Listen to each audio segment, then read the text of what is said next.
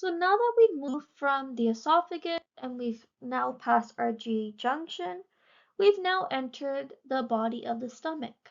And the stomach has the function of secretion. So for that reason, our epithelium will also change. And again, that change in epithelium is due to change in function. So the epithelium here is that it's going to produce a thick coating of mucus. So that's going to protect the gastric mucosa from the acids and enzymes in the lumen. So it's basically trying to coat the stomach lining. And all of these folds, so all of these little peaks and valleys are known as rugae. Okay? Now rugae in the stomach is going to allow for stomach expansion. And you're also going to see that in the gastric pits as well. Now these glands are going to open up into the bases, into the gastric pits. So like here, right here, right here.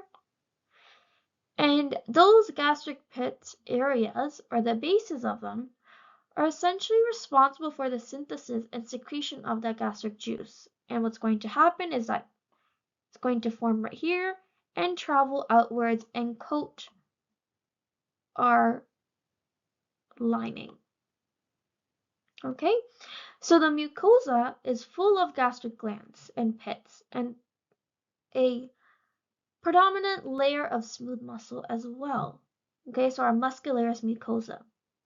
Now the contraction of this muscle, of our mucosa, is going to help with expelling the contents of the gastric glands and push it outwards to the surface.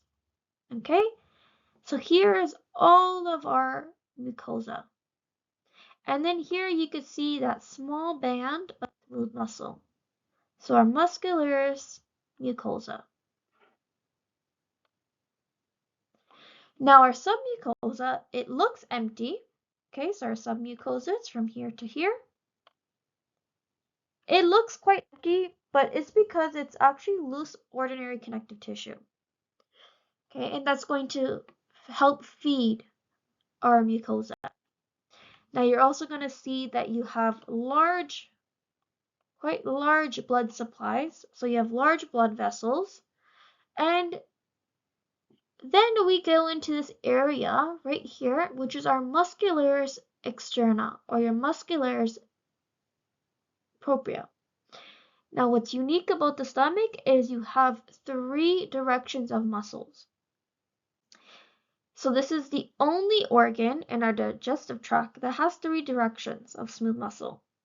So you have the O, which is for oblique, C for circular, and L for longitudinal.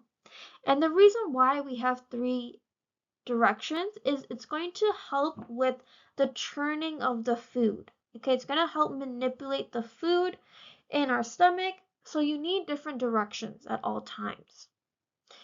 And then at the bottom, we actually have serosa.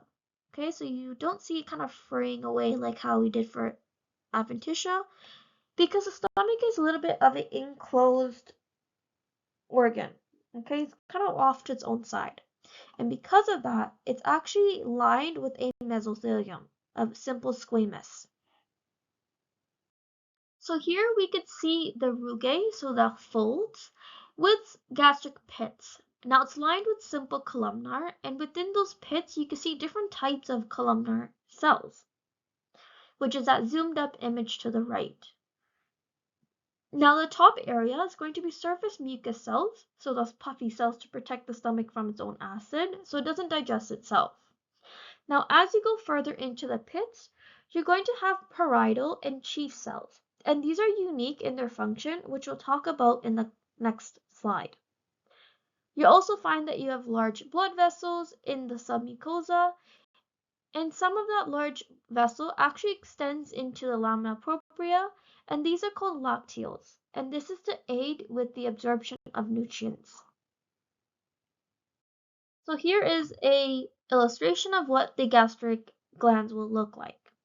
So those pale cells are at the top, and those are our surface mucus cells, which is there for our protection. And then we have parietal cells, which is pink in color, so they're eosinophilic, with large nuclei, and these are the ones that secrete HCl, so hydrochloric acid, and intrinsic factor. And it's going to help with digestion. And then we have these darker cells near the bottoms of the pit. These are called Abscess cells. Now these are going to be responsible for pepsinogen near the base of the pits. And then you're going to find that you have these tiny cells that are intermingled all throughout our parietal and our chief cells.